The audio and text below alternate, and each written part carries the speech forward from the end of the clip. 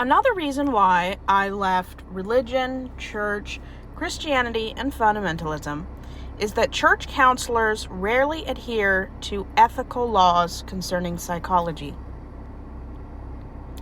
So, a psychologist is a professional who practices psychology and studies mental states, perception, cognitive, emotional, and social processes and behavior. Their work often involves experimentation, observation, and interpretation of how individuals relate to each other and their environments. Psychologists usually acquire a bachelor's degree in psychology, followed by a master's degree or doctorate in psychology. Unlike psychiatric medicine and those who practice it, psychologists cannot prescribe medication, but depending on the jurisdiction, some psychologists with additional training can be licensed to prescribe medications. Qualification requirements may be different from a bachelor's degree and master's degree. Psychologists receive extensive training in psychological testing, communication techniques, scoring, interpretation, and reporting, while psychiatrists are not usually trained in psychological testing. Psychologists can work within a range of institutions and people, such as schools, prisons, in a private clinic, in a workplace, or within a sports team. Applied psychology applies theory to solve problems in human and animal behavior. Applied fields include clinical psychology, counseling psychology, sports psychology, forensic psychology, industrial and organizational psychology, health psychology, and school psychology. Licensing and regulations can vary by state and profession. So, in the United States, full membership in each country's professional association, the APA, respectively requires doctoral training, where a master's degree is sufficient, only, I guess, in Alberta, if you look into the Canadian rules. The minimal requirement for full membership can be waived in circumstances where there is evidence that significant contribution or performance in the field of psychology have been made. So now that we kind of broken down what a psychologist or counselor is, let's talk about the qualifications required. So, in order to be a psychologist, you have to obtain a diploma, a license, insurance like liability, and be in good ethical standing in the state and under the medical board of ethics, laws, and rules of your field. I'm currently a medical practitioner who went to school to be licensed. I had to meet hours, criteria, state, county, and federal licensure requirements. I had to pass an exam, and now that I'm a licensed bodywork therapist, I work on people. Now, this has nothing to do with psychology, but I do work one-on-one with actual clients. As long as I complete my required continuation education, known as CEs for short, every 2 years or 24 months, I have to meet and exceed the requirements to renew my license. So what's the difference between psychologists and counselors? We're going to focus mainly on religious counseling. Some states exempt religious practitioners, including pastors and certain church counselors, from state licensing requirements for secular therapists.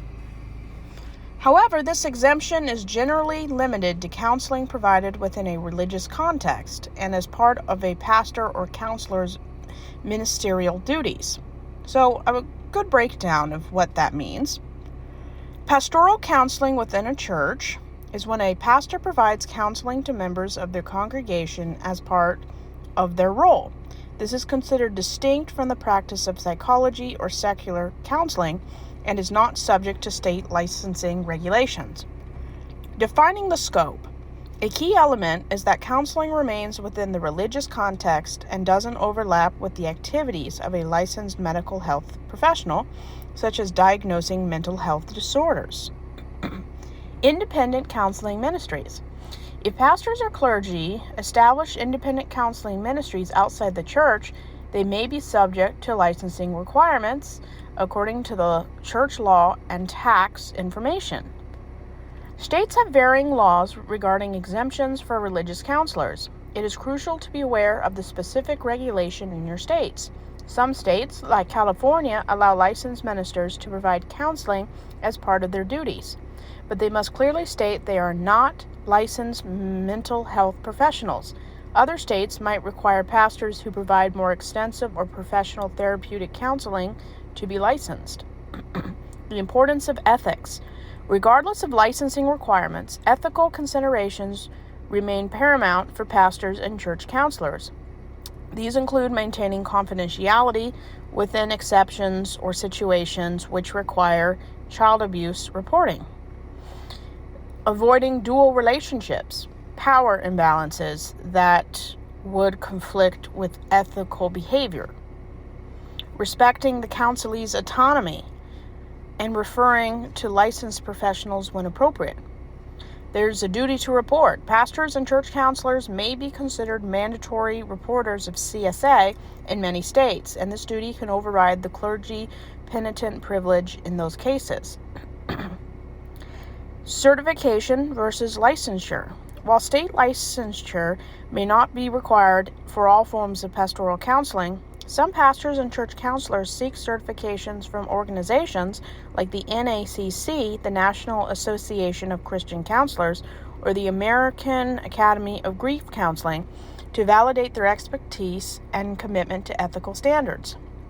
In summary, the exemption from state licensing and oversight for church counselors and pastors generally applies when the counseling occurs within the scope of their ministerial duties and within the church religious context. However, as stated by the Board of Behavioral Sciences, the bss.gov site, it's essential for individuals providing counseling services, regardless of their role, affiliation, or denomination, to be aware and comply with the specific laws and regulations in their state regarding counseling practices, including reporting obligations and ethical standards. So, I have never actually received Christian counseling, but I have heard the stories of many people who have received biblical counseling, either for pre-marriage, post-marriage, marriage counseling, sex counseling, and usually it's within the context of their religion. And I've heard some positive, I've heard of some negative.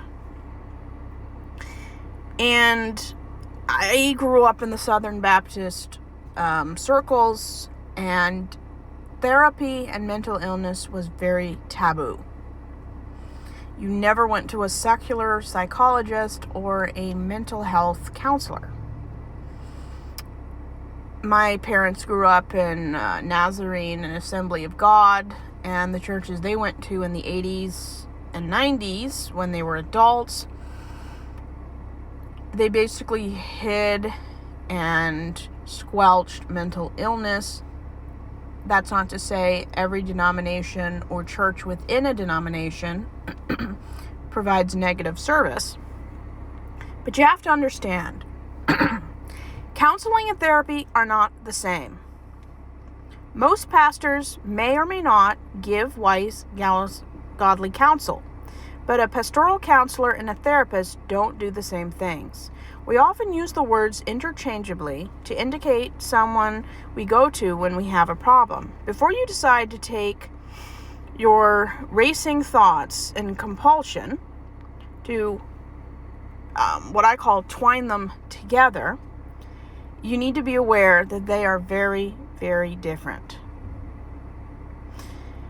A state licensee is not required to do Christian counseling as an ordained or licensed minister or as part of an official program of a church.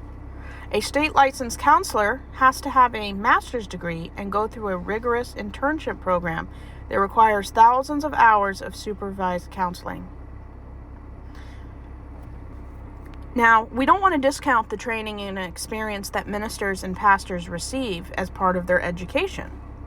The fact remains, though, that a licensed pastor doesn't have the same education as a state licensed counselor, and not all denominations require pastors to go through a credentialing or licensing program. Now, I do have a first aid and a CPR card. I don't take offense when someone with a broken arm visits the ER. I'll drive them there. I'm not a doctor. I'm not a licensed medical physician. I am certified to perform CPR, first aid, AED, things like that. But I always am trained and understand the ethics and legal ramifications of practicing things I can ethically perform. I also don't embellish my credentials, and I don't outright lie about the lack of them. Now, I'm not going to imply that every church or a majority of religious, Christian, Muslim, Hindu, whatever. There are denominations, churches out there that embellish their credentials. People believe that, especially members, and I've been a part of some of these churches, who believe that a Christian pastor can provide better or legitimate assistance for medical care and mental health than a licensed psychologist, which is, in my opinion, unethical and should be illegal. An ethical Christian pastor will immediately say in the first session, I'm not a licensed psychologist or a mental health professional. I counsel people according to the doctrine and religion in which I'm under. But there's a lot of pastors and teachers out there that don't make that disclaimer, don't have it on the wall, and don't make it extremely clear to people when they're in the pastor's office. Where there is an power imbalance